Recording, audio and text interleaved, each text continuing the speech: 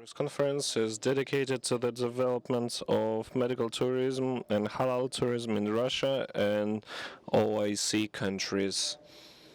My name is Alex Zablinov. I'm the head of RBK Tatarstan, and speakers that are Munavar Mamedi, co-founder and director of BM Medical and Pharma, Andrei Dmitrievich Kaprin, a Russian scientist, oncologist, surgeon, doctor of medical science, professor, academician of the Russian Academy of Science, director general of the Federal State Budgetary Institution of Radiology, as well Rashid Shakir Zanovich Sadikov, member of the Expert Council of the Health Committee under the Council of Muftis, and Directorate General of Spiritual Affairs of Muslims, and as well Svetlana Ivan Nesterova, professor of International Bukhara Medical University, named after Abu Ali Ibn Sina, Uzbekistan. I would like to start with that has already been discussed within the framework of Kazan Forum. You've already discussed it, I guess, in the area. What agreements have been made in the area of halal tourism in the Russian Federation.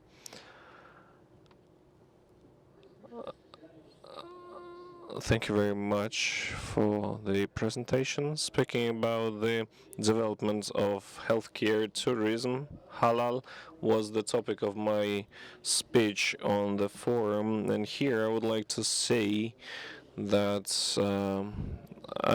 at this very moment, the development of tourism as a whole and the development of halal services has made a great giant leap forward, and we took part. Our colleagues from the Ministry of Healthcare took part in it. So now in Russia, we have all necessary benefits in the pricing and geographical benefits, and as well we have high-tech equipment, and we have high-end specialists in this area. So to make this healthcare tourism to continue development of this area and halal tourism as well.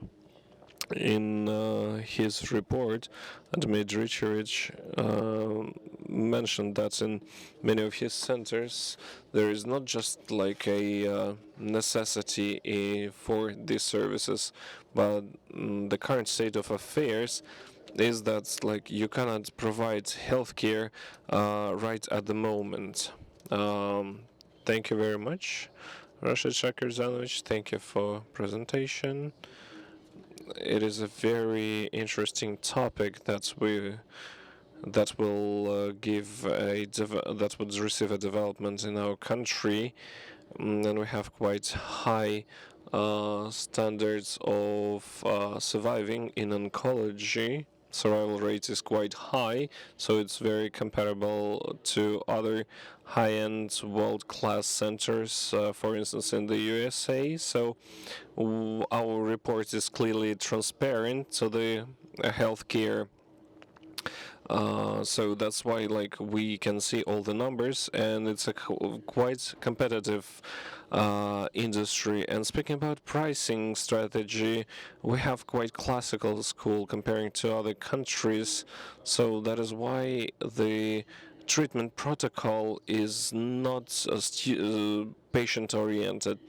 It doesn't matter whether we have like our national or a patient from abroad.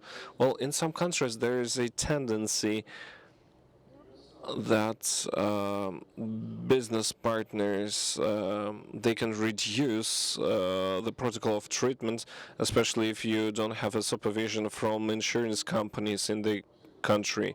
That is why nowadays we are in a very competitive, like it's a high competitive market, so our grounds are as follows. So we can take less patients, but we won't breach treatment protocol. So apart from commercial structures, the common, like our reputation works much better than any other things. So that's why speaking about CIS countries. So that is why the high quality with a reasonable pricing, with 100% of following of international protocols. So we give up prescriptions and protocols in several languages. So if you visit the website of our institution, so we have a QR code, so you would receive a website that compatible in 6 languages. So in the end, I would like to focus your attention that telemedical consultations is a very serious instrument, and this is a great contribution of the Ministry of Healthcare of the Russian Federation and the Minister, Mr. Murashko, the Minister of Healthcare. It is his contribution, because in the time of COVID, so we also faced a lot of, and we saved a lot of people due to telemedical consultations. So I would dare to say that now live we are the best. Russia is the best in telemedicine area. So we provide about 17,000 up to 20,000 consultations only in our center. So as you see, we have the difficulty in communication. Well, it's almost impossible without telemedicine to correct the treatment plan via colleagues to our patients. So I would like to emphasize a thing that halal tourism is a very profitable and required service. So what are the tempos of the growth? What's the tendency? Thank you so much. Now we reached the consultations about 2,000 people. We started from 2,000 people, and our center, well, it was founded on May 17th in 2014. So instead of celebrating this anniversary, I'm happy to be here, and I'll keep on advertising our center. So at the very beginning, it was about 2,000 patients on consultation.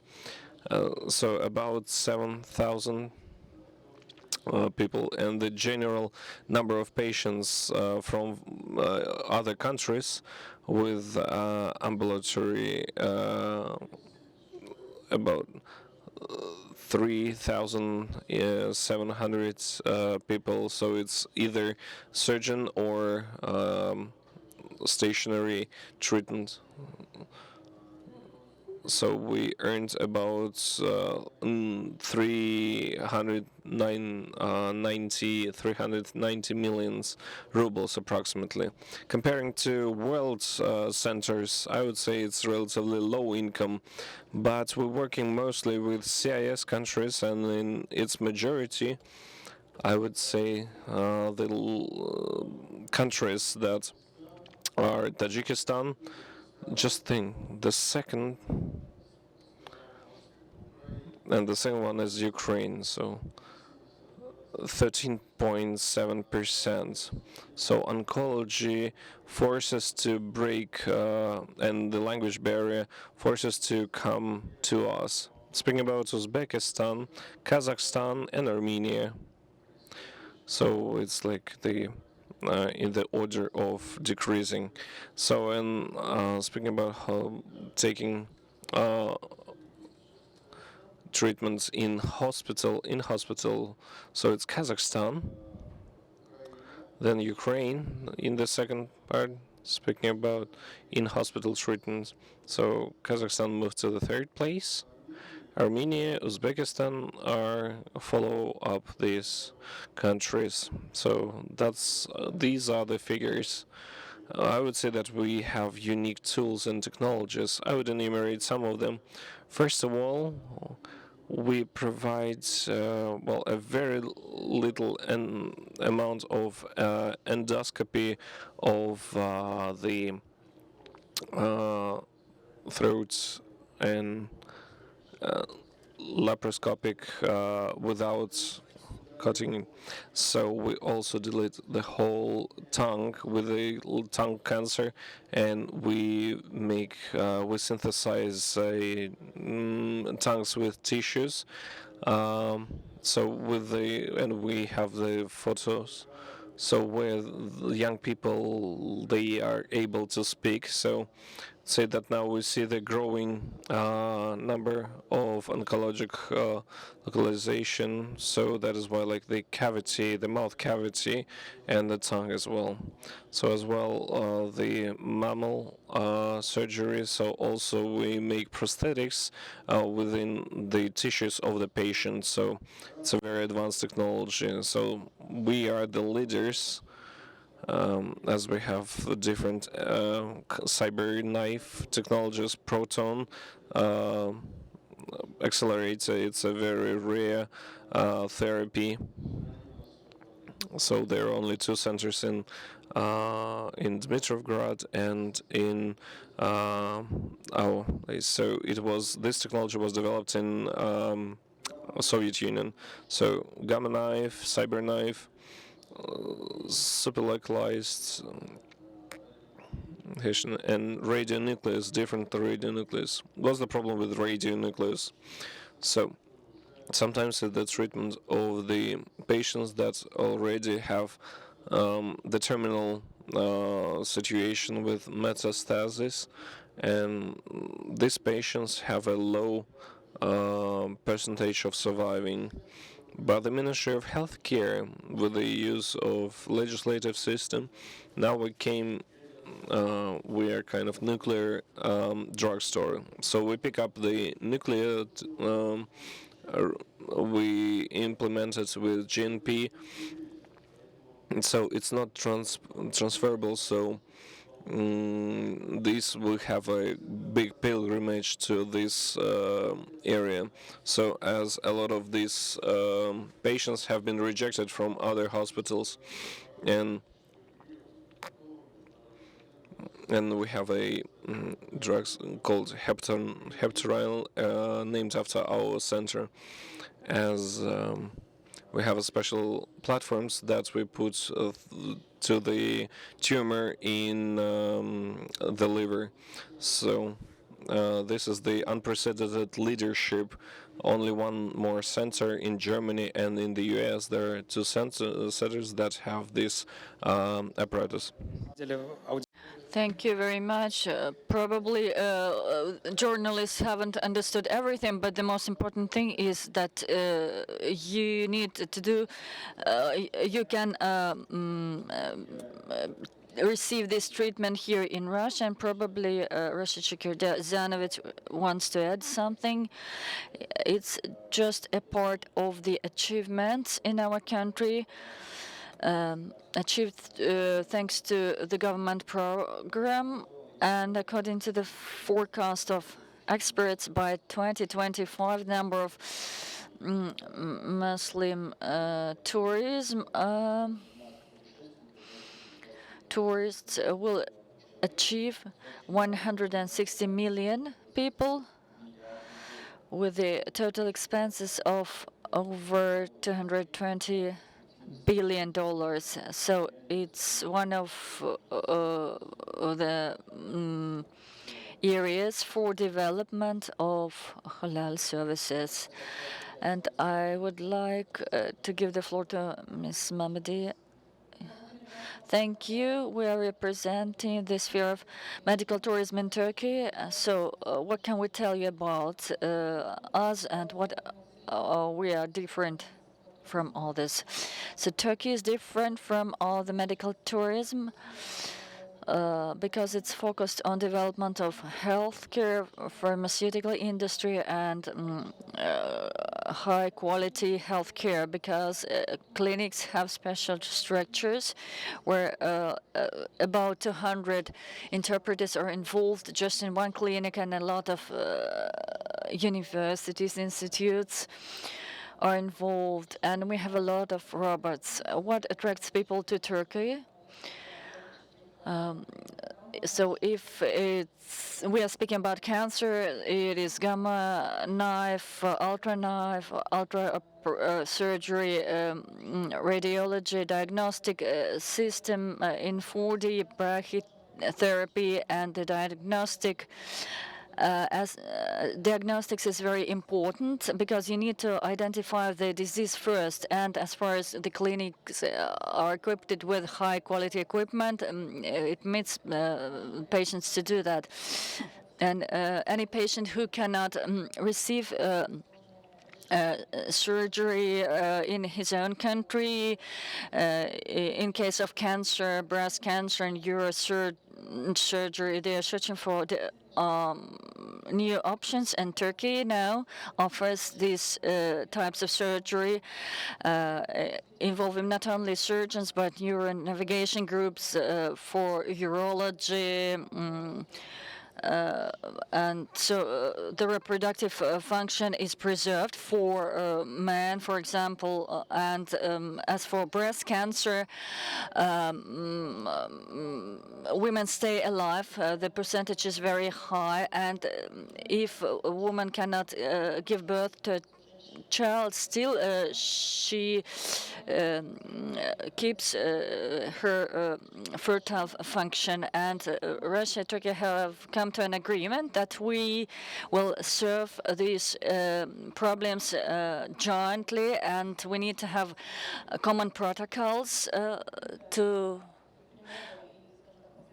And Turkey is open for direct and open dialogue with Russian doctors, and Turkey greatly respects Russian doctors and their high proficiency, their knowledge and understanding of the problems in healthcare. That's why we see good perspective here, and this forum is a testimony from what I've already said. And the government of Turkey supports cooperation between our two countries and supports financing of large-scale projects. And we have already established some agreements with respect to equipment and construction of some clinics. And Turkey has become loyal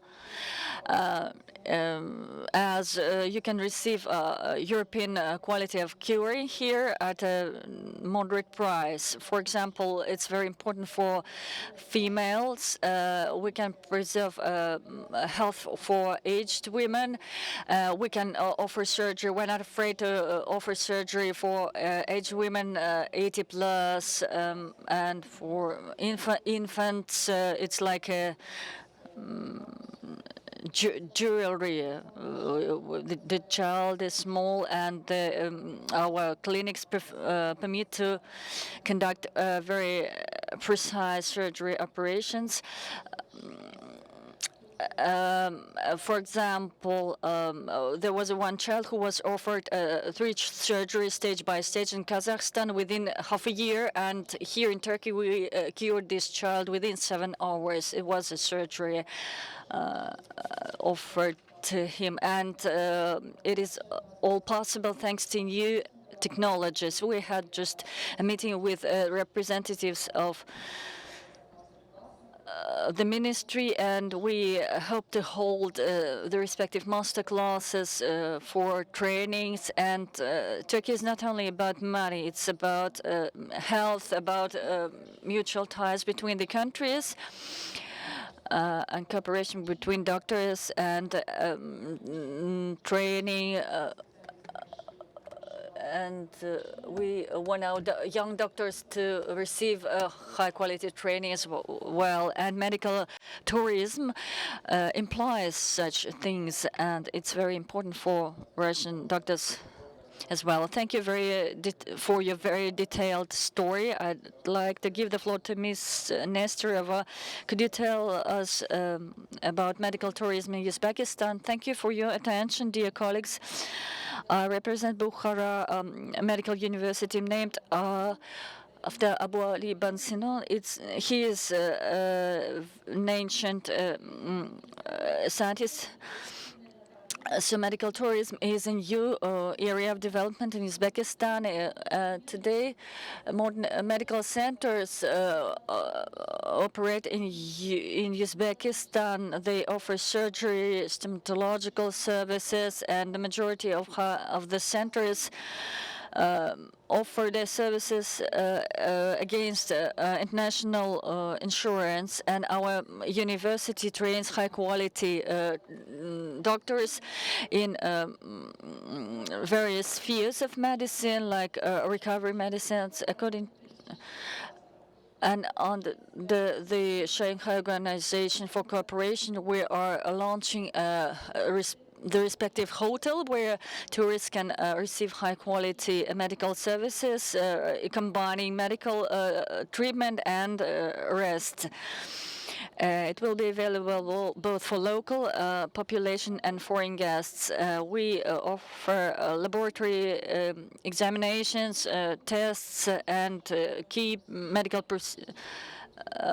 procedures which patients can receive against one ticket, one invitation, and this attracts a lot of tourists. We also have an association for medical tourism in Uzbekistan. The members of this association include insurance companies, medical centers, and other organizations. In our university, we study Ibn Sina knowledge relating to traditional ancient medicine, herb medicine, Tashkent Institute, and producing company has produced a preparation for cancer curing, which combines modern technologies and traditional ancient knowledge of herbs. The reasons for why the tourists choose medical tourism in Uzbekistan are price, first of all, which is determined individually for each patient, and the price depends on the package of treatment patients need to receive. But as a whole, the trip to Uzbekistan will be much lower. The clinics of the clinics are equipped with high-tech equipment and machines for various types of curing. And we offer some recreation services, and this also attracts our partners in medicine from abroad. So, as we mentioned, that the legislation system in all countries is quite different. So, have you thought about standardization of medical tourism, or did you face any problems concerning this topic? So, have you been working upon this topic, or we need to adapt legislation? This is the question to all speakers. Well, Dmitrievich, in his report and in a discussion after his speech, that we face some moments that requires some standardization. So, when Dr. Munawar has also told that we need to issue a certain documents, well, under the spiritual council of Muslims and of Russia, and as well with our colleagues, so to make and to work out an agreement, these cooperation points, so to standardize and to classify all these standards as treatment protocols. American is not equal to European one, and Japanese protocol is not correlating with the rest of them. So, and what who should be responsible for that? What's organization, and who should control the implementation of the services? Who will be responsible for that? Thank you very much for this question that you've raised this topic. So if we can come to an agreement with Turkey, so we make up a unified platforms, so where that should supervise it. So the responsibility lies on the shoulders of the patient, because it is the choice of the patient whether to visit a country where to treat. But of course, we need to work out a unified platform, so which is impossible to work with the Germany and Israel as well. Before, these were like top two countries for healthcare tourism. So we work with um, cancer treatments, and morphological approach is very important for us.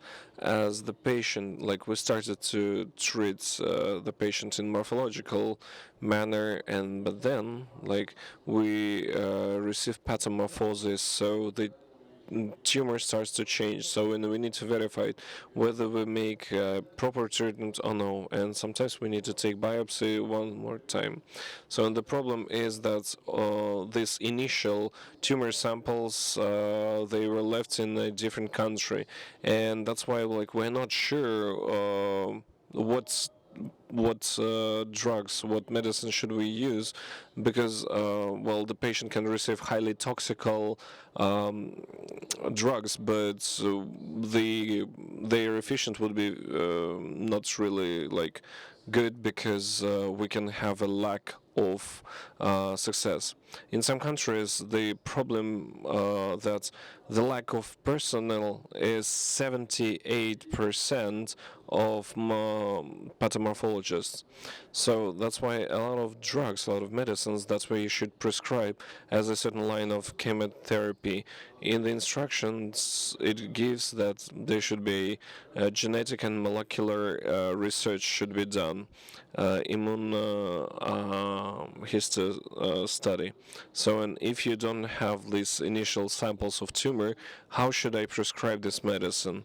As the patient paying his own money, and when he faces the lack of this money and he comes back to our country and we cannot provide a decent treatment, so the patient answers like, in that country I received a proper treatment, and why don't you do it with us? But unfortunately, it's like an orphan baby, so we don't know who did contribute to their bring up. So there, in those countries, we have a high-end doctors, but the thing is that they don't share data with us, and private clinics, they don't have this protocol of saving these initial glass samples of tumors, and I should keep it on for 50 years according to legislation. And in some hospitals, they have to wait for 5 years. And sometimes the cancer is coming back in 10 years, for instance, and all these samples were already we got rid of them. So, and in this case, we come to the problem of this like keeping samples. So, any questions from the lecture hall? So, please. Good day, dear colleagues. Thank you very much for this press conference and for today's press conference and presentation. And my question is quite general. Recently, we have heard that the growth of medical tourism exceeded 1 million people.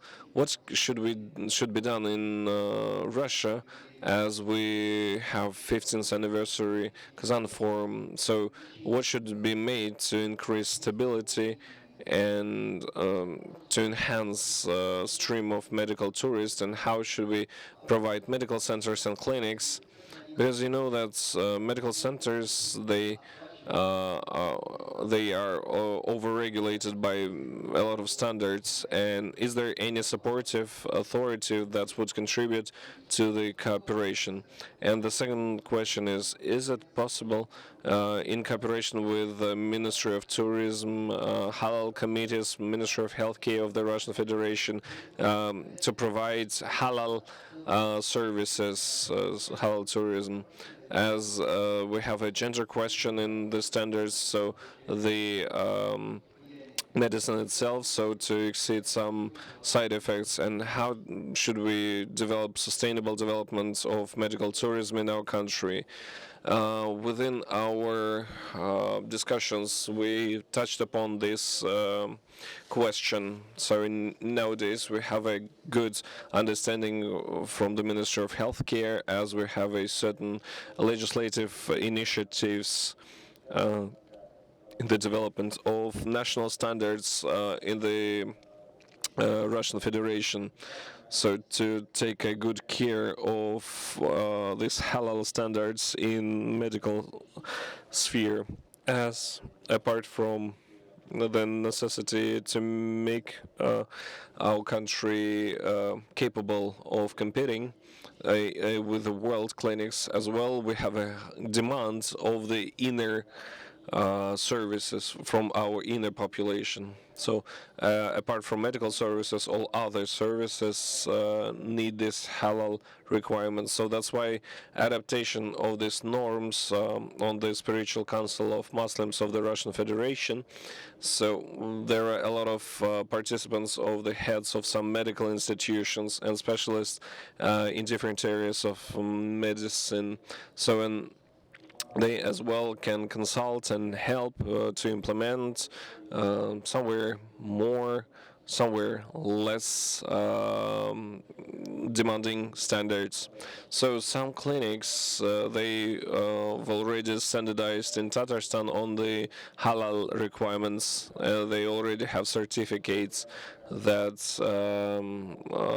have a full compliance with medicine, with halal standards of medical and non-medical equipment, and on many other clinics where we don't need to make it like in a bigger amount, but these consultations, like regulations, how to get it. So that's why the education, the committee under the Ministry of Healthcare, where colleagues receive expertise and knowledge in the area of halal standards, like what should be taken, what measures, and what are the specifics in cases of medical supplies.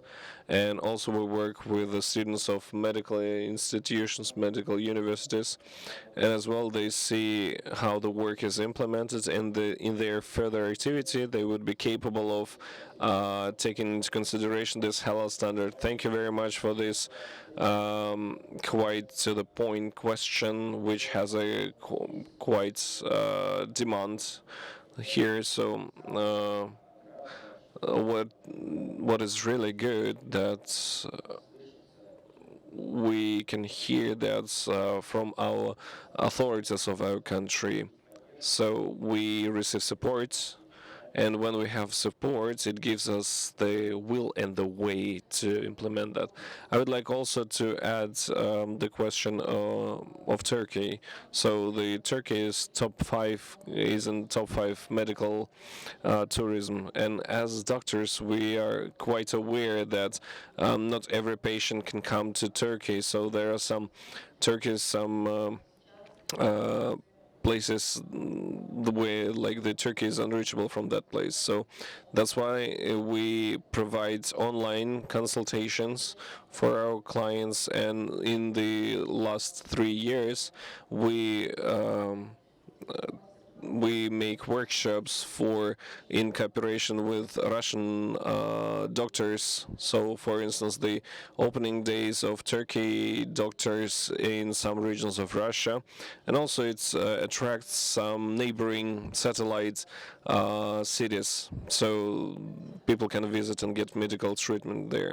So we increase the expertise of local specialists, and as well the reputation of the clinics goes up. So if we have top 10 doctors, for instance, in Kazakhstan, we provided several operations, surgical operations on reconstruction of the spinal reconstruction. Only 10 doctors are doing that in the world, and one doctor is operating in Turkey. So that's why medical tourism doesn't really mean that people coming to Turkey, but also we develop the Russians potential, and we know the level of the doctors in Russia. So that's why, like, we check the venue, then like we discuss the different forms of surgical operations, and like we work it this all out within a year. So we work with child pathologists, oncology, preserving pregnancy, and all these operational invasions. So Turkey, like every doctor in Turkey, provides a lot of operations every day. So that's why, like, we can share our experience on the spot. So that's why we're happy to develop medical tourism in Russia. So you are able to visit our clinics inside out. So it would help other people to organize these hospitals like here in Russia. And we're very happy that medical tourism in Russia is developing. There are a lot of high-end specialists, high-end doctors, and I would say that maybe not that much students should be sent to Turkey. So Turkish experience is quite vast. So we have clinics that have 20 floors, and the equipment is exceeds $200 million, and about $1.5 and $2 billion coming to the country every year from medical tourists. So we're ready to share this experience. Thank you very much, dear colleagues, for your participation in press conference. Thank you very much, dear speakers, for this interesting topics that we've discussed, and it was very it is a pleasant fact that we know that we have such kind of high-end clinics in Russia, so that people from all around the world come for treatment. So I wish you a fruitful development of the area, and I hope that next year you would share new achievements next time on Kazan Forum. Thank you very much.